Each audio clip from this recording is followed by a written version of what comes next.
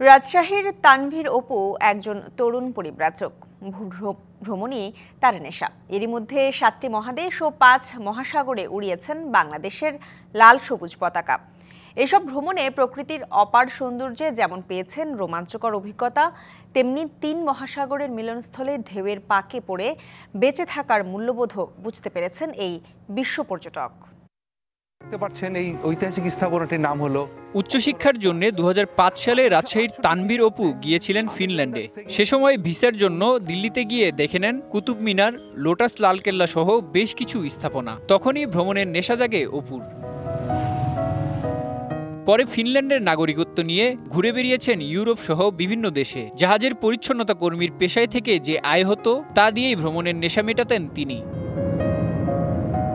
এরই মধ্যে ঘুরে বেরিয়েছেন বিশ্বের ৯২টি দেশের ৯৩৭টি শহর। সড়কপথে পাড়ি দিয়েছেন ২.৫ লাখের বেশি পথ। যেখানেই গেছেন উড়িয়েছেন লাল সবুজের পতাকা।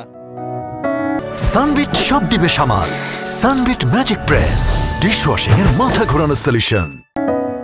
গত ৬ ডিসেম্বর ৩০ জন বাঙালি সহ ১৩০ জন যাত্রী মিলে অ্যান্টার্কটিকার পথে ভ্রমণ শুরু করেন অপু। ২১ দিনের এই ভ্রমণে মোট খরচ লাগে ২০ লাখ টাকা, যা তিনি সঞ্চয় শুরু করেছিলেন ১২ বছর আগেই। জাহাজে ক্লিনিং জব করতাম দীর্ঘ ৫ বছর।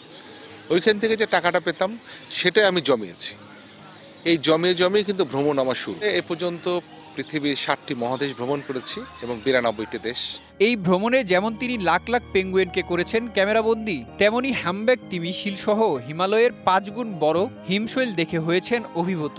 সেই সাথে ছিল বৈরী অভিজ্ঞতাও। অ্যান্টার্কটিকা যখন আমি গিয়েছিলাম তখন আমাদের ড্র্যাক প্যাসেজ নামে একটা জায়গা রয়েছে এবং সেখানে পৃথিবীর সবচেয়ে বেশি জাহাজ ডুবি হয়েছে এখন পর্যন্ত। মনে হচ্ছে যে আমাদের জাহাজ যে কোনো সময় ডুবে যাবে, আমরা হয়তো আর ফিরে যাব না। ১০০টার উপরে তিমি দেখেছি, পেঙ্গুইন দেখেছি, শিল দেখেছি। চমৎকার অভিজ্ঞতা ছিল আমার লাস্ট এই অ্যান্টার্কটিকা ভ্রমণটি। গত ১৯ বছরে ৭ মহাদেশ ও ৫ মহাসাগর পাড়ি দেয়া অপুর মতে গোটা পৃথিবী একটা দেশ, যেখানে কোনো সীমানা থাকা উচিত নয়।